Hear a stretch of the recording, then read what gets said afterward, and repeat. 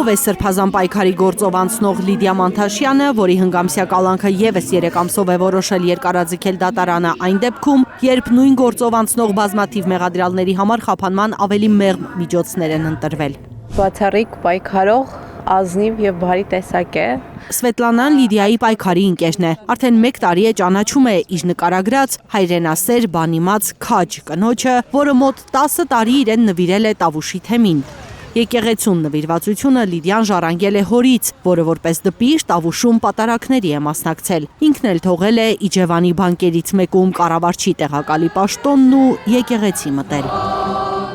Թողնելով իր շատ այսպես ասած փափուկ եւ հմայիչ պաշտոնը, նա գնացել է Տավուշի թեմ ծառայելու, որպեսզի կարողանա եւ հայ առաքելական եկեղեցուն իր ծառայությունը մատուցի եւ այդպիսով նաեւ հայրենիքին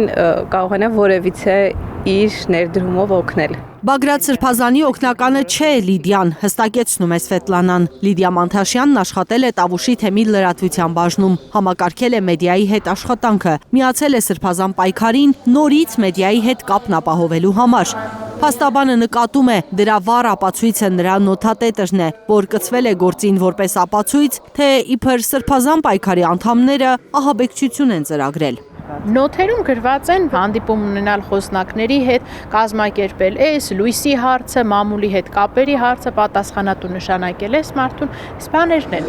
Ինքը Լիդիա Մանթաշյանը կարծում է անազատության մեջ է իշխանության վրեժխնդրության պատճառով։ Դատարանի դահլիճում է հայտարարել, որ իր միջոցով որոշ պաշտոնյաների վերաբերյալ տեղեկություն է հայտնի դարձել, ինչից հետո իշխանությունը որոշել է հաշվեհարդար տեսնել։ Չեմ վստահում ակցիայի շրջանակներում,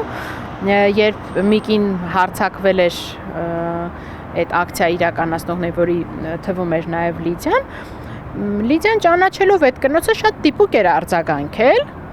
երբ որ վիրավորում էր իրեն, շատ դիպուկ արձագանքել է եւ այդ դիպուկ արձագանքը ուղղակի չի ներվել Լիդիային։ Սա Լիդիայի վարկածն է։ Կալանքը երկարացնելու վերաբերյալ փաստաբանն իր վարկածն ունի։ Իրավապահ համակարգը ազգային անվտանգության ծառայության դիրիժորությամբ փորձում է ցավեցնել գործով անցնող Բագրատ Սրբազանին, մյուս մեղադրյալներին։ Պատանդառելով Լիդիային ցույց տալ բոլորին եւ տղամարդկանց, որ իմացեք, որ մենք հատել ենք այս կարմիր գիծը եւ պատրաստ ենք գնալ ցանկացածի հետևից, ձեր կանանց, ձեր քույրերի, ձեր մայրերի, ձեր դուստրերի հետևից։ Լիդիա Մանթաշյանը որպես զենք է օգտագործվում հետապնդման ենթարկված տղամարդկանց դեմ։ Փաստաբանը նկատում է, ընդդիմադիր հայացքներ ունեցողներին վախեցնելու համար Մանթաշյանի նկատմամբ գործի են դրվել բոլոր անտրամաբանական արգելքները։ Նույնական մեղադրանքով կինը գտնվում է քրեակատարողական հիմնարկում, բացառությամբ մերձավոր ազգականների եւ փաստաբանների հետ, իր կապը կտրված է արտաքին աշխարհից։ Այնուամենայնիվ Լիդիա Մանթաշյանն ուժեղ է, փաստաբանին ասել է քրեակատարողական հիմնարկում իրեն շատ լավ են վերաբերվում։ Ասում է, որ լրելիային զգում եմ այդ համակրանքը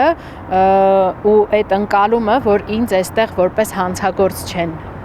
դիմավորում, ամեն անգամ երբ որ դատարանից հետ են բերում, ասում են ինչի դու էլի հետ եկար։ Փաստաբանը բողոքարկելու է Մանթաշյանի կալանքը 3 ամսով երկարաձգելու դատարանի որոշումը։ Պատրաստվում է դիմել նաև մարդու իրավունքների եվրոպական դատարան, միջազգային իրավական հանրությանը ցույց տալու, որ հակաահաբեկչական պայքարը ծաղրուծանակի է ենթարկվում ժողովրդավարության բաստիոն հռչակված Հայաստանում։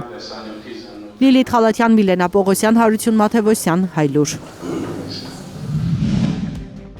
Հայաստանում եւ աշխարհում տեղի ունեցող իրադարձությունների մասին առաջինը իմանալու համար բաժանորդագրվեք մեր ալիքին։ Սեղմեք զանգակը, որ բաց չթողնեք ամենահրատապը, ամենակարևորն ու հետաքրքիրը։